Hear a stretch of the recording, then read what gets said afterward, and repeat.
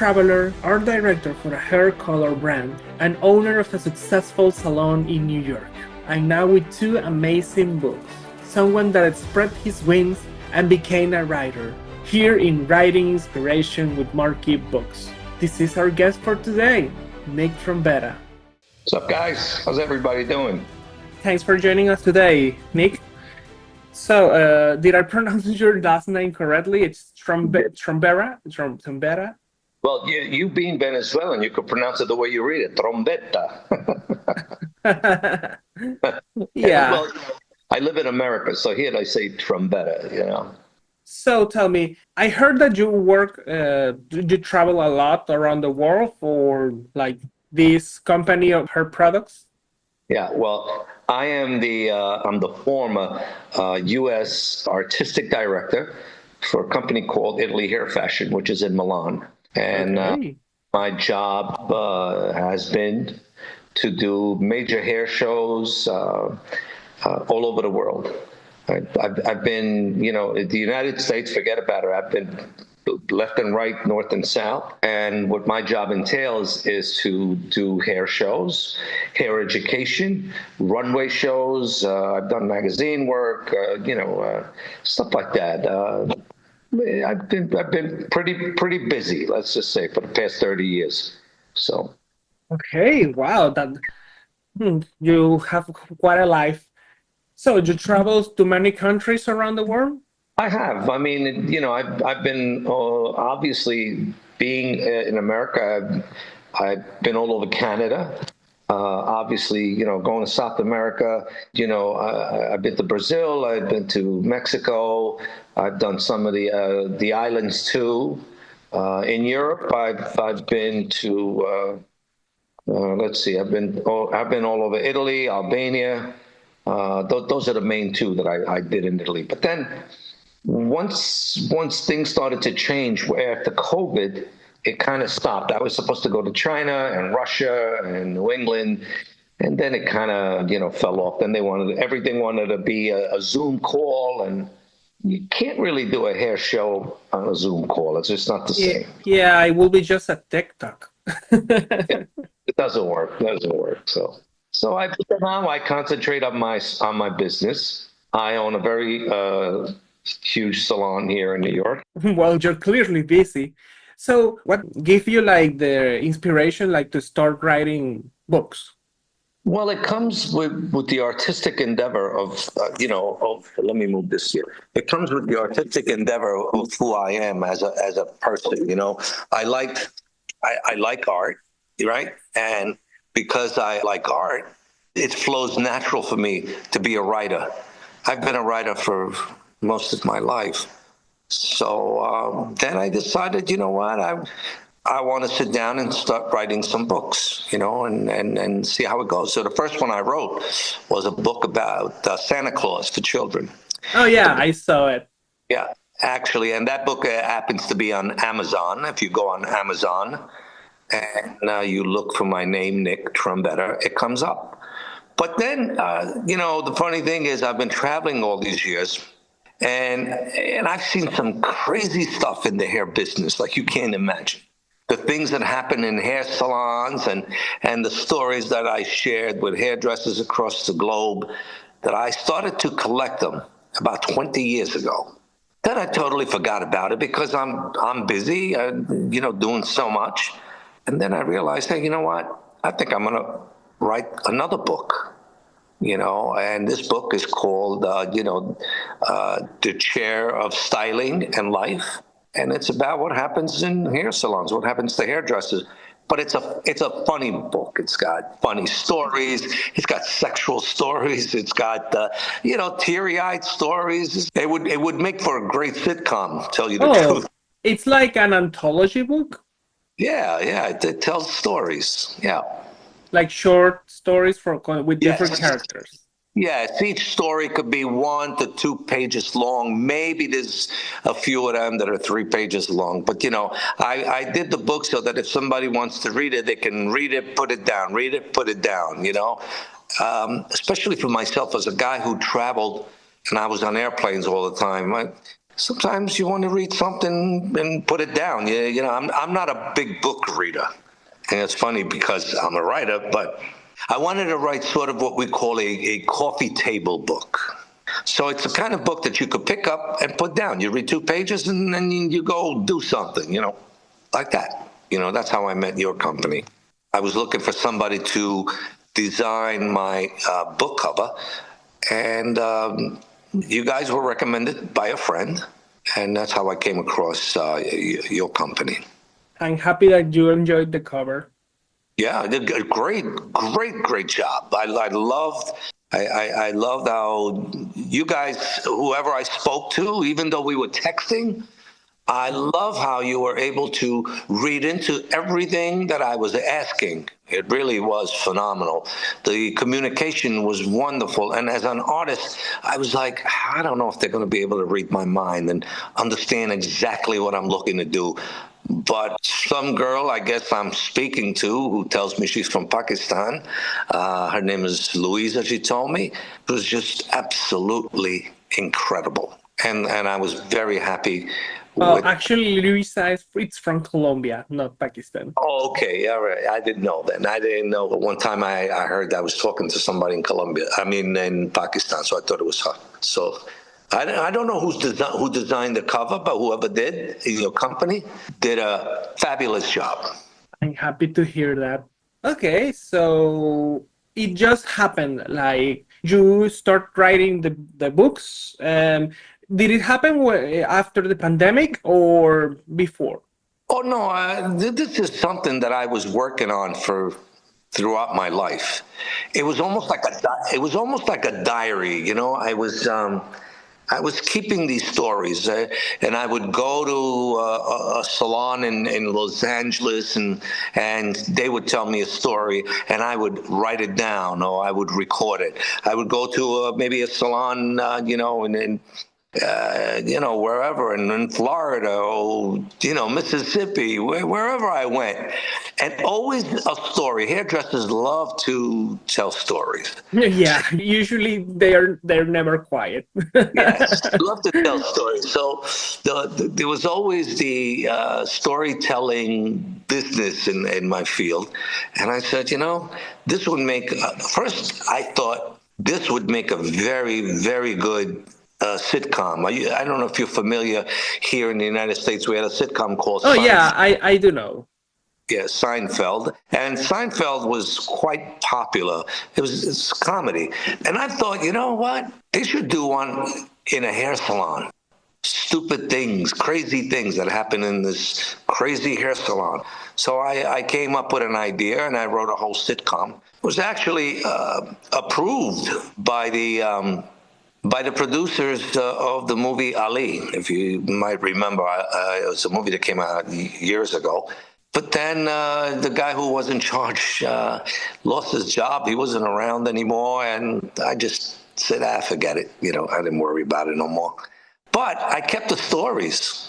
And I said, maybe one day. And so, I don't know, sometime not long ago, a couple of months ago, I was going through my notes, my computer, my files, and I looked up in my documents and I said, look at this. I said, oh man, I got to put this together, but now I got to design a cover. I got to do all this.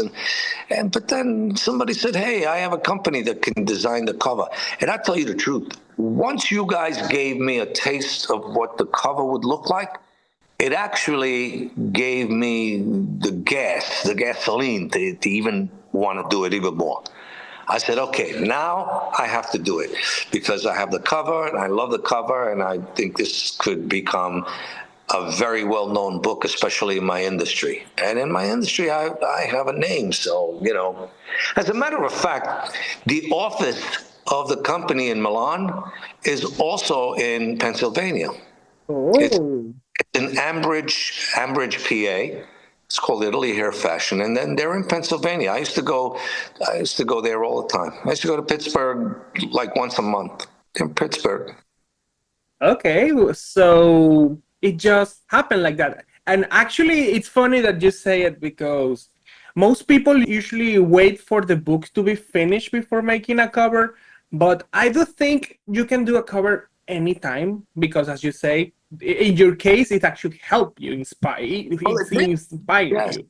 Yes. So I will say to the viewers that there's no right moment to make a cover. Absolutely. Anyone, any time can work if you have the resources and you have the idea in mind. Thought I will say study the market a bit if you really are serious about this. No, but it's true because whether I was serious or whether I decide not to publish the book, because I was also asked by Louisa, she says, well, how many pages do you need? And I said, I really don't know yet. I'm not sure. She says, when are you going to publish it? I don't know, but I have a cover. And that cover is inspirational for me to want to finish this project now. And to tell you the truth, with everything I got going on, if by any chance I put this book aside and decide, okay, you know what, I'm not going to do it now. I'm going to wait and I'll finish it in September. So what? So what? I'll pick it up back in September. I have you guys, you did the work for me. They're working on the back cover. I have to give them some information about that. Oh yeah, true. So, Oh, yeah. So, so you won't publish till September? no, I don't know. I don't know. It all depends on how things go for me. I have to finish the book, and now I reached out to some friends of mine who are in the business. Some very famous hairdressers. The book is totally anonymous. I don't use the names of the hairstylists. I don't use the names of the salons. It's because it's this way nobody gets embarrassed. This way you read it, you don't know where, how, who, what, but the story is real. The story is real. Usually it's like that. Yeah, the story really happened. It's just that we're changing the names of the characters. That's all. Okay. So your first book, when did you finish it? So when did I finish it? 2021. Before the pandemic? No, the pandemic was in 2020. Oh, You know, I don't know why I would think it's in 2022. yeah, the pandemic was 2020, and I did the book 1 year after the pandemic. I decided to write the Christmas book for the kids. I thought that, again, it was another one of those projects that I had in my computer, and I did a lot of writing when I was on the road. I used to write when I was on an airplane. I used to write when I was in a hotel. Writing for me was like, Something for yeah, passing time. yes, yes. Some people say, what are you doing later? We're going to go down to the bar and hang out and drink. And I'd say, yeah, I'll come down later. And I'd sit in the hotel room for an hour or two and just write stuff down, Yeah. That's nice. I have this question. As I saw your two books, I can understand the second one because it's very personal to your life. But what did inspire, making a children's book for Christmas? My daughter, actually, when she was very young, and when she began not to believe in Santa, when she started to question it if Santa was real or not. And I said to her, Daddy still believes in Santa. And so I came up with this idea of a little girl who goes back in time to find out about Santa Claus. And how does that happen? And at the beginning of the book, she wakes up in the middle of the night and there's an elf in her room that was sent by Santa Claus. And he takes her back in time. And he takes her to Turkey to meet St. Nicholas, because that's how the real story started, because of St. Nicholas.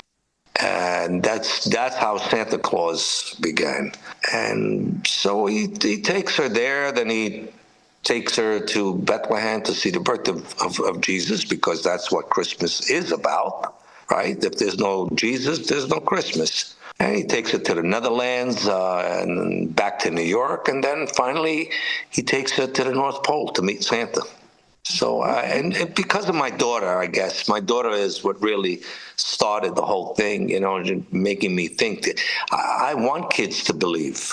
I want kids to believe about that magic. But the most important thing that I delivered, even in my book, is that the biggest gift that we can give or we can receive is love.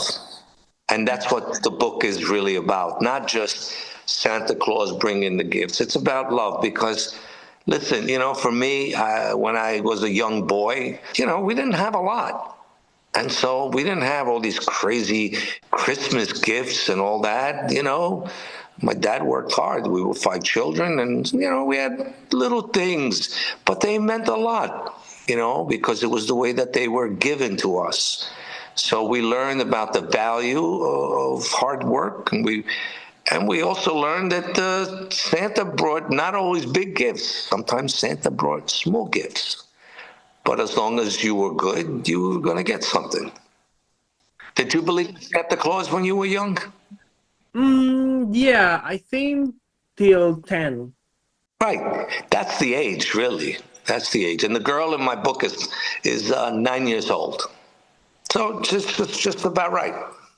Yeah, in my case, it like came naturally, I guess.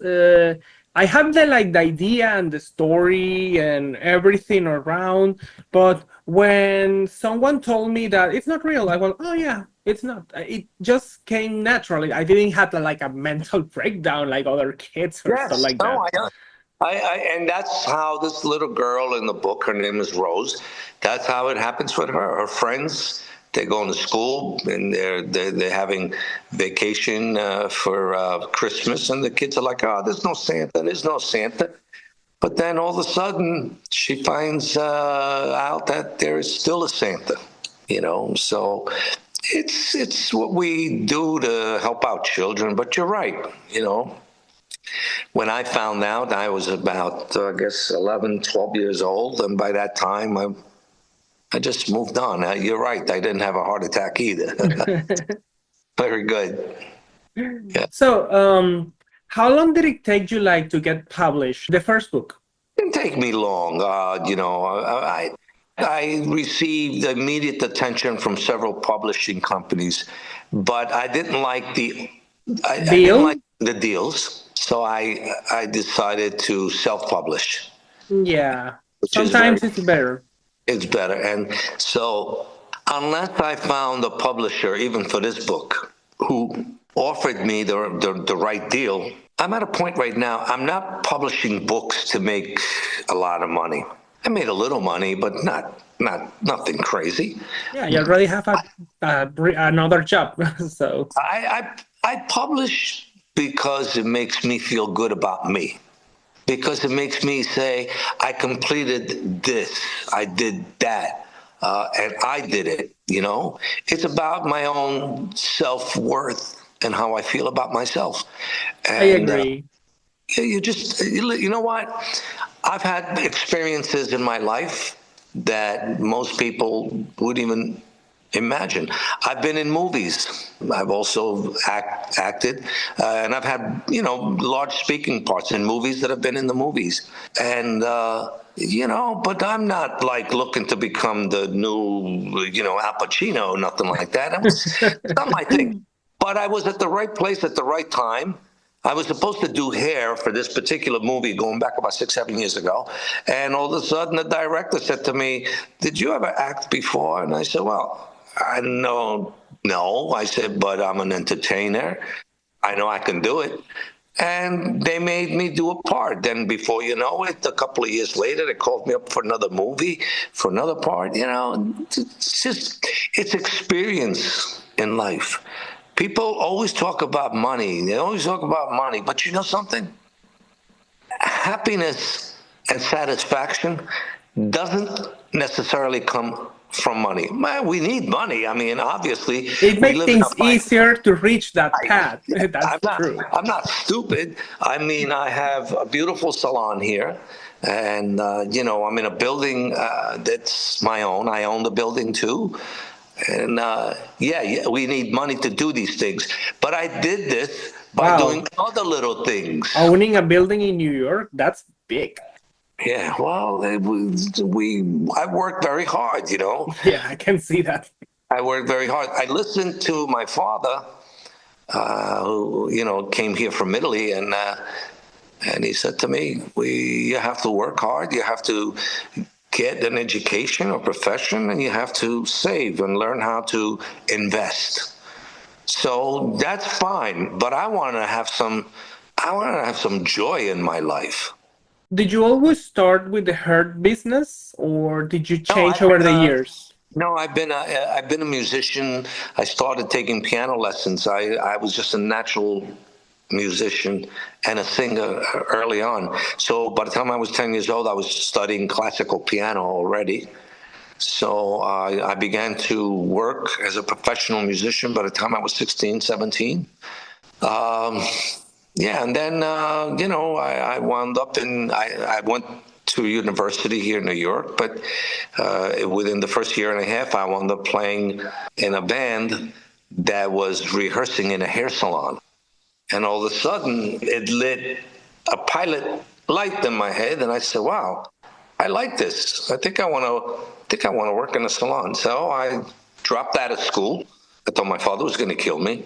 Yeah, I can see that. Music Yeah, school is probably very expensive. yeah. So I dropped out of school, and I went and became a hairdresser. I've been a hairdresser now for over 40 years. So, but I still do music and I still do writing, and you know, the most important thing is I am the father of a beautiful 22-year-old girl.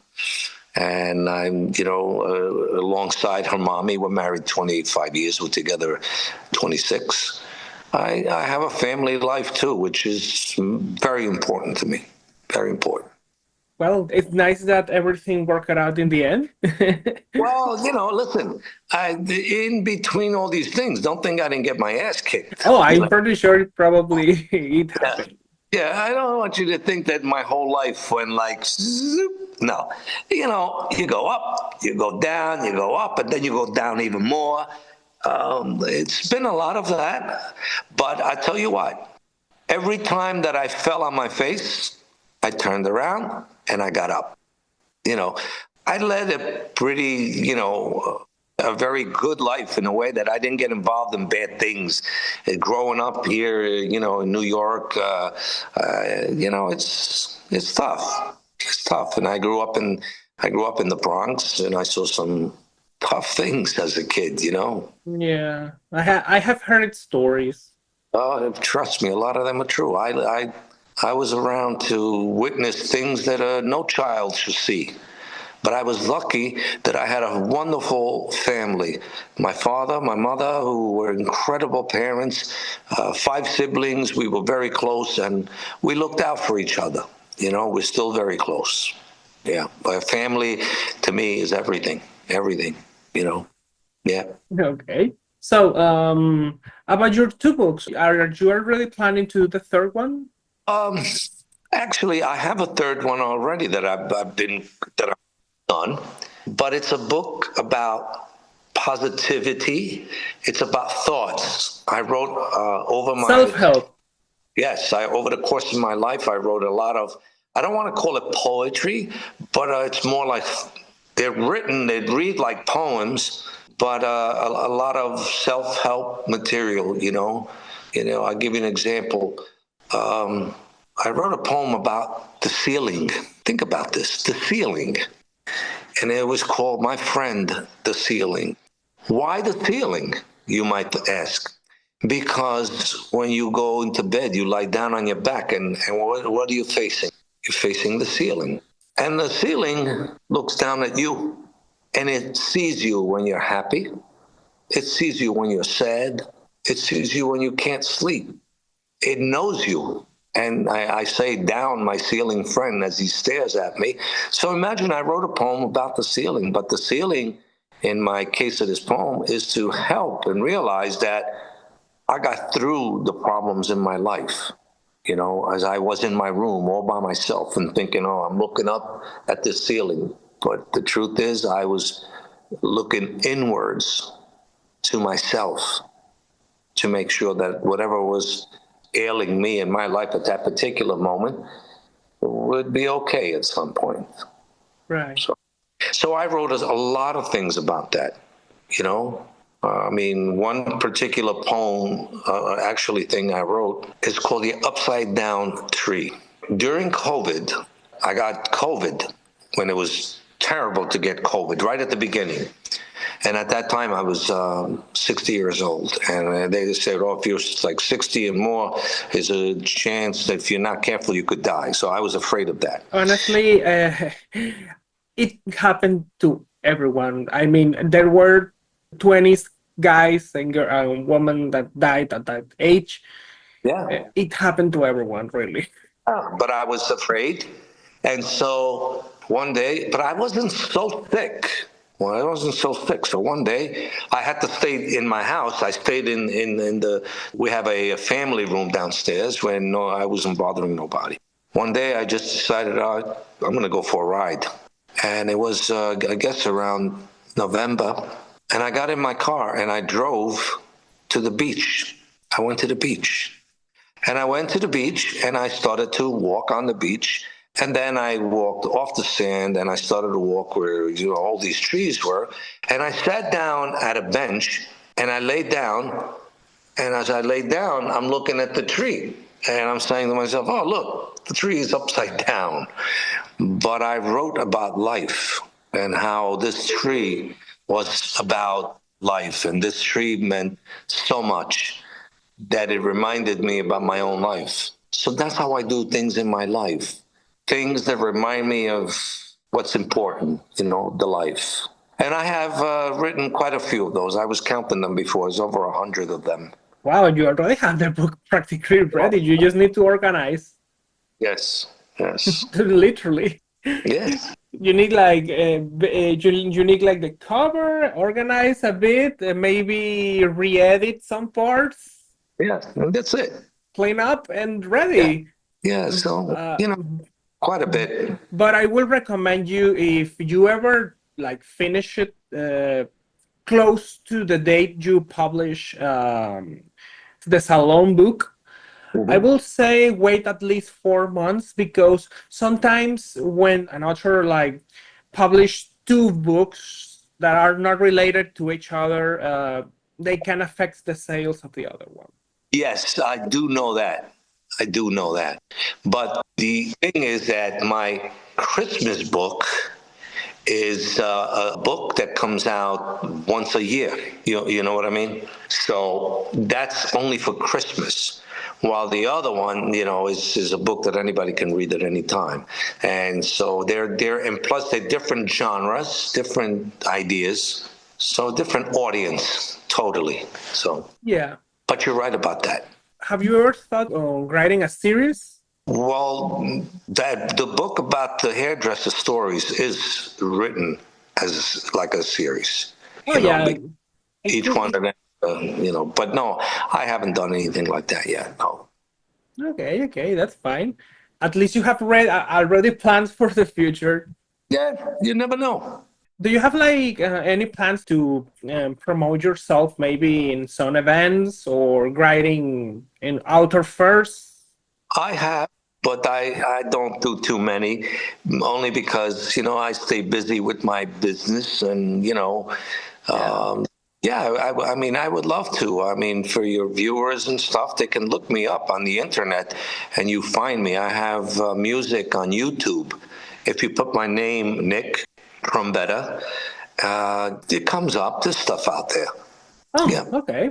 Yeah, actually in New York, there's so many book fairs, like a lot. You never know. You never know. You know, life is very unexpected. You open a door sometimes and you never know who's going to come in, you know. I think one of the last places where books like shine so much in the US is New York, exactly. Well, yes and no. I mean, listen, talented people are everywhere, you know. And now today, people go on and you can transfer and from Spanish to English by using Google. So even if you wrote something in a different language, Well, I wouldn't use Google, but You have a You, point. but you know what I'm saying. Listen, you can get a translator online that would actually, do it. Poetry is not easy to do, but Oh, yeah. but other things can be done. So, Okay. Do you have any advice for future writers starting right now? yes, I do. Writing is not just an art, but it's also a technique. And what happens sometimes is we want to write about something and then we get stuck. And we're like, we don't know where to go. When that happens, stop, go away, put it down, come back to it later, maybe come back next week, maybe next month. It will tell you when it's ready to come to you. Yeah, we had guessed before that took like 8 years, Yes, 11. I'm saying this to you because I have a book that I started to write in 2002. Okay, we didn't talk about this. And it's still there. I have 90 pages written. Okay? When the time comes, I will pick it up and finish it. I don't make a living by being a writer, but I was a musician. I wrote music. I survived, but I didn't make millions of dollars. I'm not, no Bruno Mars here, but I'm an accomplished pianist, So I did work on a lot of, projects for people that I got paid good money for. Again, going back to your question is, when you write, writing is not only a skill but it's also a devotion, and sometimes it's also something that comes to you, and sometimes it doesn't come. The Christmas book. I wrote the book. I published in 2021, but I started to write 2 years before that. Actually, I started to write in 2019. I wrote the first chapter, and I got stuck. I couldn't figure out how I was going to get this girl from her room to here. And I just got stuck. And I said, okay, I put it away and totally forgot about it until 2 years later. In 2021, early in the summer, I was with my family. And my mother, out of the blue, said to me, hey, whatever happened to that Christmas book you were writing?